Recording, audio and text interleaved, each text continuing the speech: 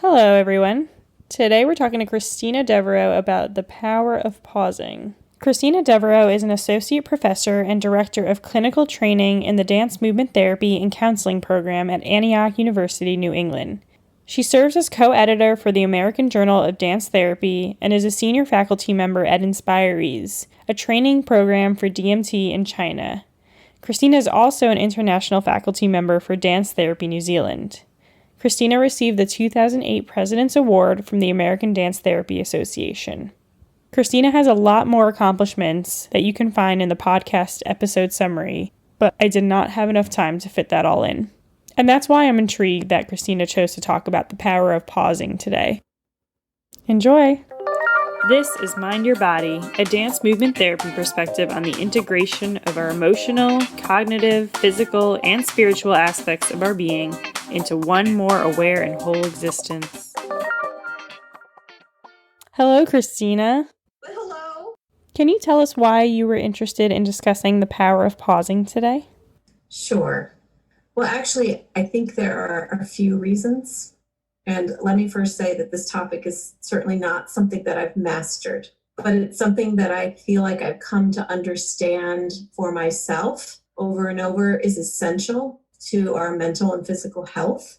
And also as a dance movement therapist, I'm aware that there may be a misconception that the focus in the DMT process is only on the discharge of emotions or kind of mobilizing everything into action. And so I'm happy to give you some personal examples of what I mean. But I am the first to admit I'm an expert at kind of jam-packing my life. Like if my calendar has a blank spot, I see this as space for one more appointment.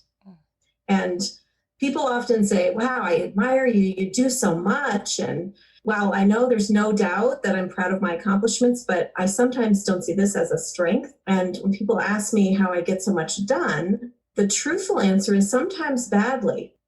But at times, my capacity to hold so much certainly can increase my productivity. But other times, sort of jamming in one more thing actually can create chaos. So this topic is interesting to me because I know I'm not alone in this experience. And I see the same thing happening with my colleagues, my clients, some of my students and family members. And as our pace in life continues to kind of rev up, people are finding themselves checking email at stoplights or texting while out to dinner.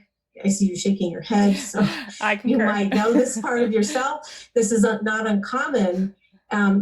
People are texting while they're out to dinner on a date or out with a loved one, and they're booking so many back-to-back appointments that there's really no time to be in between. And I mean that in between. So I talk about pausing. We must talk about transition as well, because I think this is really the crux of the matter. And I really been looking at this for myself kind of more and more, especially as I'm in my midlife, literally in transition. I like to describe pausing as an intentional experience where you allow yourself to temporarily engage in some respite, some hiatus, or some breathing space. The breathing space from the doing experiences to be more. And that could be emotional investment, physical momentum, intellectual tension, literally embracing rather than pushing through transitions and standing at the threshold in between where you've been and where you're going. So in psychotherapy, we call this being in a liminal space. So I often ask myself, what's wrong with being in between?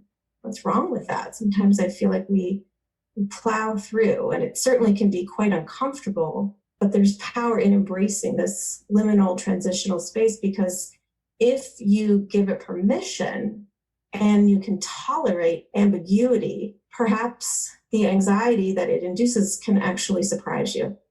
And so I've learned to trust it. And actually, funny story, my mother taught me kind of at an early age something that she described as the HALT theory, HALT. She says, you can't make any rational decisions when you're hungry, angry, lonely, or tired. So halt and then wait. Maybe back then she was really talking about the power of the pause. Thanks for sharing that. So you said My mom will be happy to know I shared it. Shout out. Shout out. So you said liminal? Liminal space. It's Latin for limens, I think. That means threshold. Oh, yeah. Yes, I was shaking my head a lot, and I relate to that. And I have strong feelings about where we are as a whole going with all of this momentum and not incorporating enough pause. And I don't think I'm alone in this or you're alone. And I think a lot of people are probably curious about this subject. So I think it's great to have your perspective on this with your knowledge of dance movement therapy and the mind-body connection. So I wanted to ask you, what exactly is going on in the body when someone is constantly in motion? Yeah, that's great. So let's actually take an example of the beginning of life. At birth, a baby is born with like 1 billion neurons, and roughly that's about as many nerve cells as there are stars in the Milky Way. So that's a lot. So these neurons, they're hungry for connection and information, and there's so much happening so rapidly, so much movement and motion in the baby's brain with every experience. And at the same time, you notice how important it is for a baby to rest and to sleep, sometimes very long periods of time. So what the baby's actually doing during the rest is that she's allowing her body and her brain to integrate all the new experiences. So there's movement and then rest, and then movement and more rest. And it is in the rest or the pause that allows for the integration of the experiences in the brain and the recuperation of the body. So the same movement and rest cycle happens during the rhythm and the pulsations of birth and labor. There's a movement forward and then a pause, and then a forward and then a pause, and over until the rhythm of experiences transition the baby into birth, and the birth transition is complete. So certainly as we get older and older, we can tolerate more experiences, and our brain becomes more of a master as new neural pathways are myelinated and developed. But it doesn't mean that we don't need this fluctuation between movement and rest. It also doesn't mean that nothing is happening during the pause or the rest. In fact, so much is. So actually, sleep allows our active neurons to rest, and the supportive cells, called glial cells, clean up the toxins that the neurons produce. It's like taking out all the trash to the dump and giving room for what's to happen the next day. So if we don't get enough sleep, then the toxins remain there, and that makes our attention falter, and our memory is impaired, and our ability to think through problems is challenged. So literally our brain becomes cluttered. Like if we don't take out the trash, it just piles up. Even our insulin can be affected, which helps regulate metabolism. So without adequate rest or in constant motion, ironically, we're more likely to gain weight and eat more. That's just a few things that happens in the body. Mm-hmm. So it sounds like naturally there should be a lot of motivation to take pauses. What is this motivation behind moving all the time and not stopping? Why is there so much anxiety around pausing if it's such a natural thing that we need? Well, it's a good question. I think because we're in a fast-paced environment and everyone's so intentionally focusing on getting things done and moving forward and getting to the next thing, and we have constant bombardment with things coming at us. So, I mean, it's just my assumption. What is the motivation in me? Sometimes it's, trying to fit everything in. Or what is the motivation in motion? Is that what you asked? Mm-hmm. Yeah, I think it certainly could depend on what's driving us, or are we good enough? Or are we worthy enough? Did we do enough? It's all the enoughs. Mm-hmm. That's what I would assume. But I think it probably is pretty particular for everyone. Mm-hmm. And I'm wondering how certain functions, like more of the inner workings of the body, contribute to this. I read your article on your blog about this subject, and you mentioned muscular tension and nervous system processes. Yeah. Imagine if you're constantly holding and holding and holding and taking in, your body has to respond to that. Sometimes we come into what we call the sympathetic state of arousal, or sort of a fight or flight place. We kind of close in, we narrow in, we actually prepare, our body prepares to run. When the body is in a state of sympathetic heightened arousal, the body says, oh my goodness, I have so much to do. I have to go. I have to be in motion. I have to run. I have to fight or flight. All the blood comes to our limbs so that we can actually run and get out into the space, or we can fight. Imagine the tension that we hold if we're in a constant state of heightened arousal. Imagine how living in that kind of state of being happens all the time. I actually went on a trip a couple years ago to Bali, Indonesia. And I told my friends that I would let them know when I arrived and I would let them know when I was departing, but we wouldn't be in contact in between. And that was my choice. And it was the first time that I ever really allowed myself to kind of unplug, really completely ever, and kind of step back, step away. And it took me a couple of days, but what I did discover was that giving myself permission to kind of take this hiatus, it recalibrated my nervous system. In some way, like I noticed I had flashes of new ideas, of projects. I really felt my feelings, my dreams were more vivid. My interactions with others, they were deep, they were present. Wow. And really, like during this trip, I also engaged in creative experiences and I stepped outside of my comfort zone. And what was also surprising is that I rested. I mean, I slept deep and long, and because my body was clearly begging for it. And one day, out of habit, I think, I decided to check my email. Uh-oh. Yeah, because actually the state of my body immediately changed. And I said, wow, this is the state that I've been living in. It made me very sad. So to me, this was sort of the tension and the nervous system recalibration that happened for me in that experience of Bali, which prompted actually the blog post.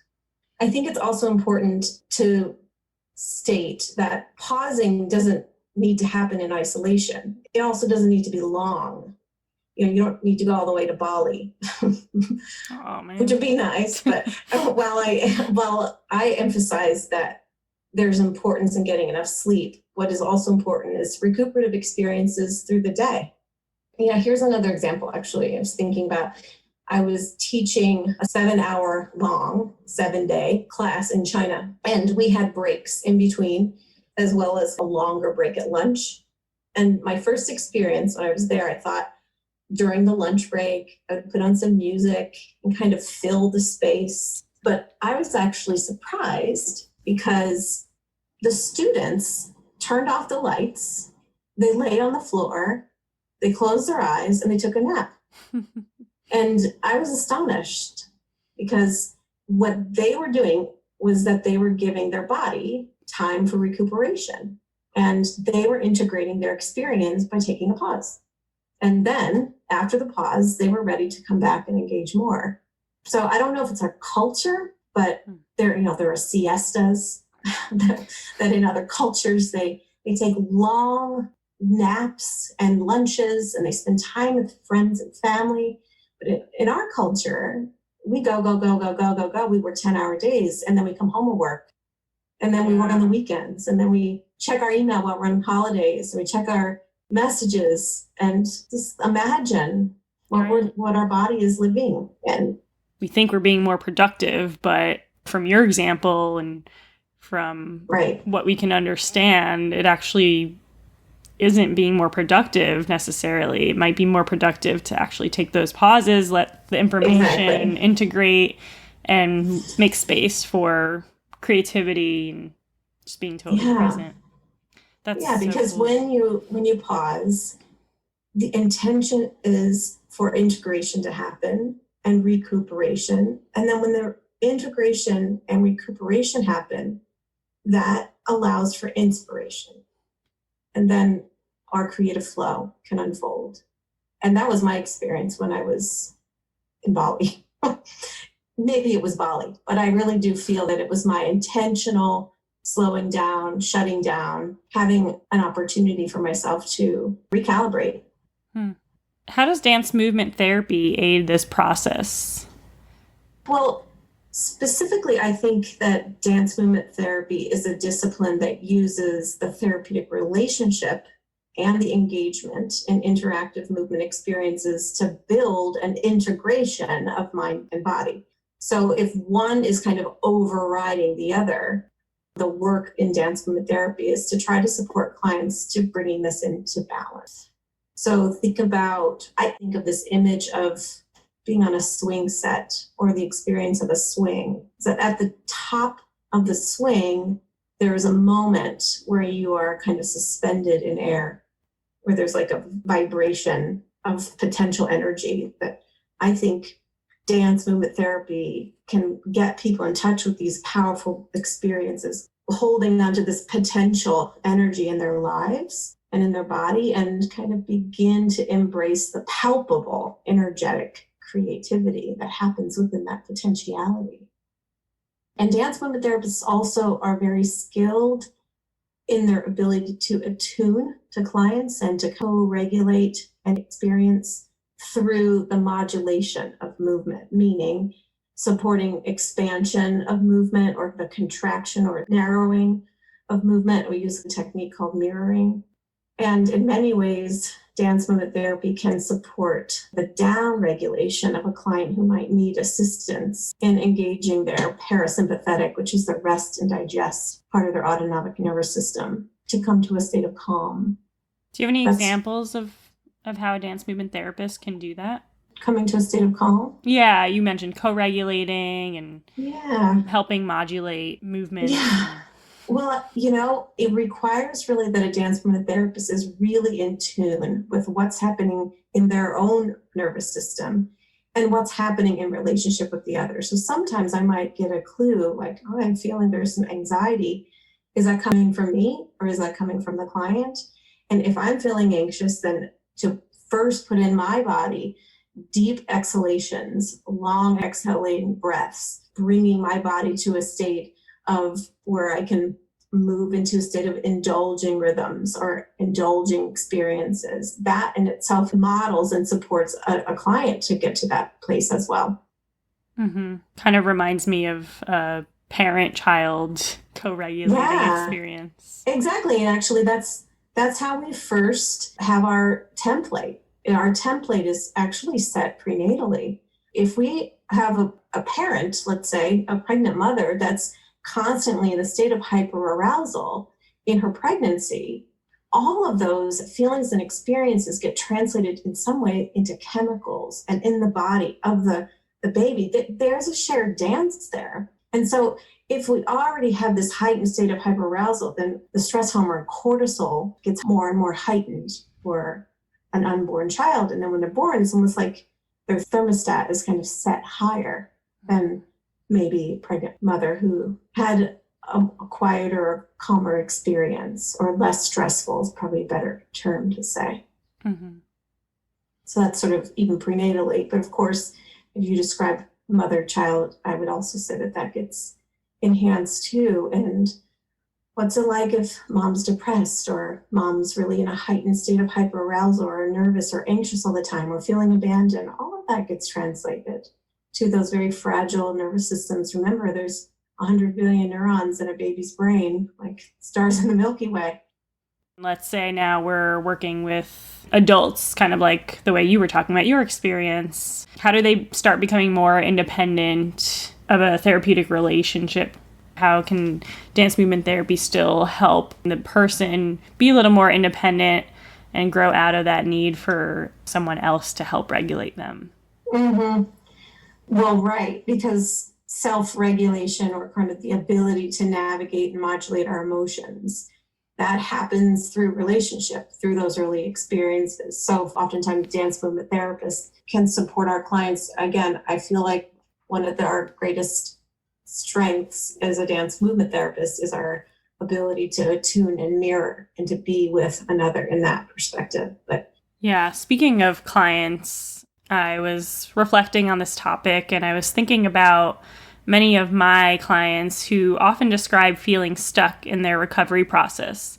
And it also reminds me of my own conflict between challenging myself to advance in personal and professional development versus allowing space and time for certain energetic shifts to occur organically. How can people distinguish between being stuck versus being in the midst of a pause that will ultimately help them move forward? Yeah, I love this question. It's a great one. It's my life conflicts. All I can say is what I really feel strongly about is trusting that transition times always have a purpose. So again, I ask myself all the time, what's wrong with being in transition? What's wrong with being in that in-between place? Why do we push through it? It certainly can be uncomfortable. And here we are. This is where our clients get stuck, these stuck places. This is the liminal transitional space. If you give it permission and can tolerate ambiguity, getting more comfortable with being uncomfortable and not knowing, perhaps the anxiety that it induces really can surprise you. Here's a quote that I love by Father Richard Rohr, who's a recognized author and a priest, actually. He describes this space as when you have left the tried and true, but have not yet been able to replace it with anything else. It's when you are between your old comfort zone and any possible new answer. So if we don't trust or we aren't trained or comfortable with how to hold anxiety, how to live with ambiguity, how we entrust and wait, you will run from your experience or will hold on so tightly to that place that we came from, which is, I think, when we feel stuck and the places that many of our clients are challenged by. So I think dance movement therapy can support clients in exploring polarities of tension, like holding and letting go, or tension and release. We can model ways that we increase the flexibility of the body. And I mean, flexibility meaning pre-effort versus being able to do the splits or the kind of the flexibility meaning the pre-effort, which is the pre-effort to indirectness or taking on multiple foci. So the spatial intention of taking in more than one option at a time, to learn in the body how to see possibilities. That's the quality of flexibility in the body. So we also, as a dance therapist, we can invite the qualities of decelerating through movement. The relationship to time is different than just abruptly stopping. I always talk about it's not just turning the light switch on and off. It's about helping us learn about the dimmer switch, all those places in between on and off. We're not just shutting ourselves down and going. We are learning about how to modulate and go to all those places in between, getting comfortable with slowing down, modulating our flow. Dance movement therapy kind of provides an opportunity for us to have, Blanche Evan calls this an embodied rehearsal, which is a term that one of our founders talks about, where we can integrate new experiences in our body so that they can become more accessible when we're confronted with challenges in our life or outside of the therapy session. So it sounds like there's not necessarily an answer to knowing, am I stuck right now, or am I moving forward, but it's, just a transition. It's more about being comfortable in that unknown, in that transition time, and trusting that it's leading us somewhere. Yeah, I mean, I don't know, I'm having an image right now of a baby. They say she's stuck in the birth canal. They're stuck, they're not coming out. And I think, I think there's power in this too. Are they stuck, or are they needing to wiggle their way through, or are they needing to find a new pathway, or the transition is always intentional? There's power in every transition. So I'm not answering your question, but I am kind of thinking about the concept of stuck and maybe reframing that. Okay, so I've tried this, I've tried this, I've tried this. There are other possibilities. I just haven't experienced them yet. Right. Because I believe, and the body tells us that in experiences of transition and experience of pausing is when integration happens, recuperation happens, and then inspiration unfolds. I mean, I do my best thinking in the shower. Mm-hmm. I get the most inspired at those times where I'm getting ready to fall asleep at night, or, when I'm in the bathtub, or I give myself permission to kind of come to that place of integration. And I think, the light switch just comes on. Now I create a flow. The fluidity in me starts to come more alive. It's a big message. If my creativity halts, then I know I need a pause. Mm-hmm. There's movement even in the pause. Like being stuck is not necessarily being stuck and totally stop. There's still things happening and things integrating and information processing and mind and body connecting. Yeah, and again, I think I like to go back to the experience of the swing, or in the dance world, fall and recovery. There's an experience at the top of the swing where we're kind of suspended, but it's not stillness. There's potential energy. It's so vibratory. It's so energetic. So how does that translate? There's room for growth. There's room for expansion. It's there. How would more people taking pauses in their life, incorporating that in their life, how do you think that might affect the collective? Oh my gosh. Well, what would it be like if we were not all on our phones? Instead, we were intentional in these relational moments and just took a moment to kind of integrate one experience to the other. I mean, it's a wonderful thought process, actually, to think about how more present we might be as a collective. I think that's sort of where the mindfulness movement has come on board. Right. Do you think it would be a deeper body-based process that happens among different people? Would we move differently? I don't know. This is just a spontaneous question, but it's a great question. Will we move? Imagine the world if we were comfortable with ambiguity, if we could tolerate transition, if we could sink into that place of unknown. I mean, I know just personally my life would feel quieter, calmer, more alive, sort of my creative flow. So if one person can feel that experience, then I can imagine maybe we would be more present, rest, digest. We'd have a lot more energy and ideas. People wouldn't be high strung so much, perhaps. Yeah, I was thinking, would people feel less fear in general, and how would that affect the collective? And would we be more harmonious or more kind to each other? Yeah, I mean, if our body is constantly in a state of heightened arousal, sympathetic nervous system, then we are afraid, right? There's some fear, anxiety with that, fight or flight. But if we're in a state where we can be more in a place of, I'm using the terms from Stephen Porges, where he talks about the polyvagal theory, kind of the vagus nerve interaction, the parasympathetic immobilization without fear. Imagine we can slow down, we can be present, we can get close to each other, we can rest, we can be engagement, we can bond, we can connect. I think that's the intention of it's the distinct difference between engaging our sleep and rest cycle, or not just sleep and rest cycle, but our social engagement and our safety, the part of our nervous system that says we're feeling safe, versus I have to go. I have to fight or flight or free. It's a good thought. Yeah. It sounds like it's something that would really benefit people on an individual level and on a relational level as well. People could be listening to this and saying, that sounds great, but how do I put that into practice? So what are examples of simple tools or practices that people can use to incorporate pause in their lives to promote integration and spark creativity and strengthen relationships? It's a great question.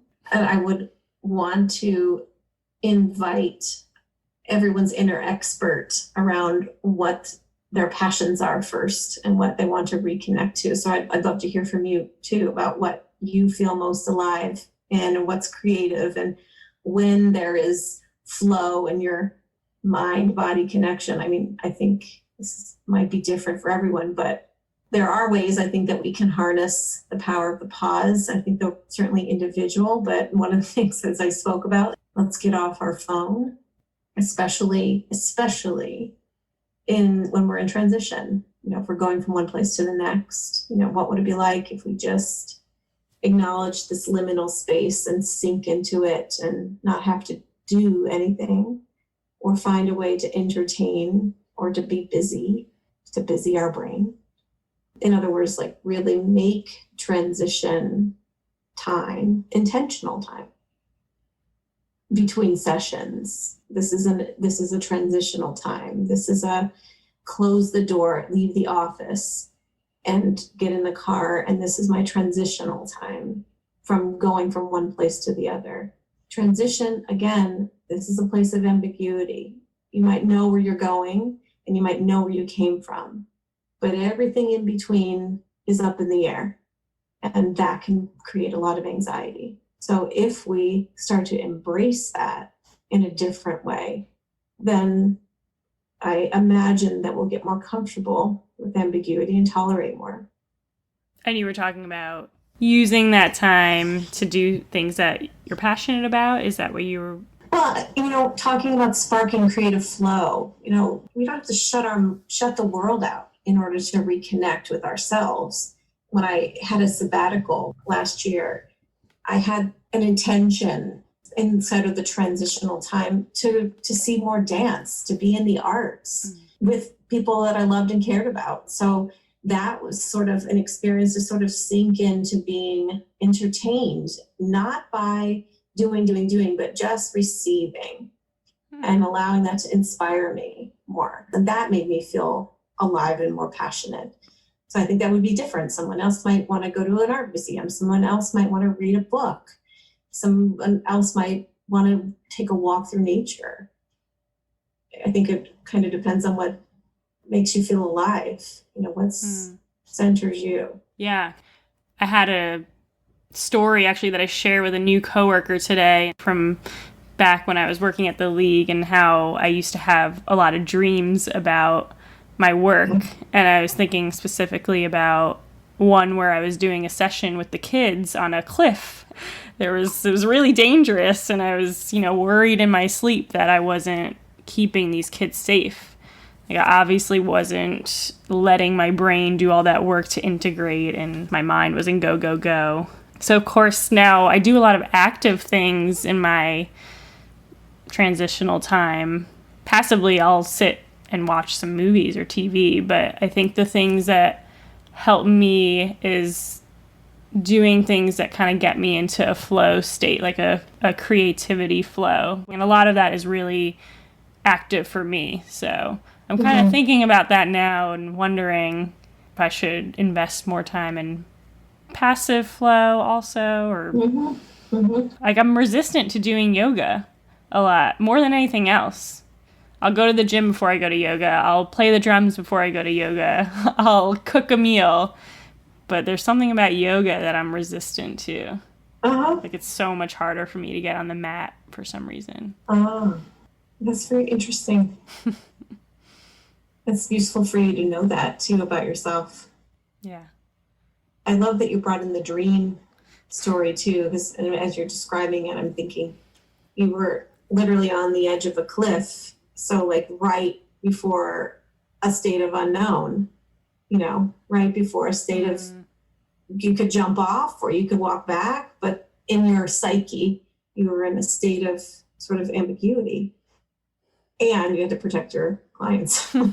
So a lot of pressure to decide, perhaps. Yeah. That seems pretty ironic now that I'm thinking about that.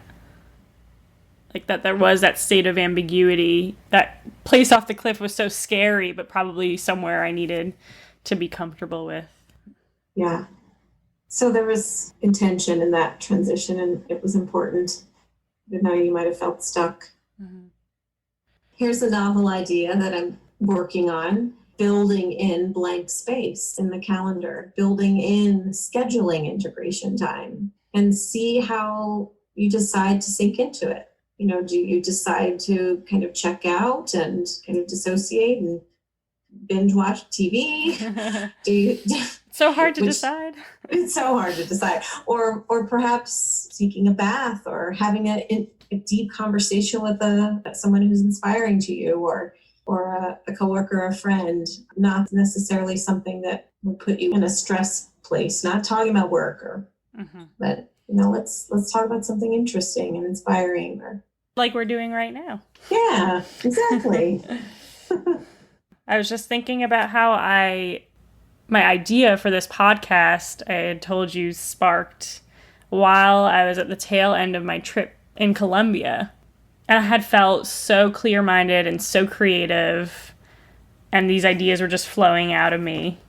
And I think that's just so amazing how we think that being productive means go, go, go, but really we can get the most, so much out of transition time and pausing. Yeah, pausing, it isn't wasting time. It's actually providing space for something new to emerge. And it's a good reminder for all of us. It's certainly not something I've become an expert at, but I definitely know when I have a red flag, when I feel like I've shut down, I can't think, I'm not being creative, my flow, my fluidity is stunted, then I actually need to stop and halt. Thanks, Mom. If I'm hungry, I need to eat. I need to nourish myself. If I'm angry, I need to come into a place where I can settle my nervous system. If I'm lonely, I need to be in relationship. And if I'm tired, I need to rest. It's a brilliant theory. I'm going to take it with me. Well, thank you. Yes, thank you. I think this is a good spot to pause. I think it's a great place to pause.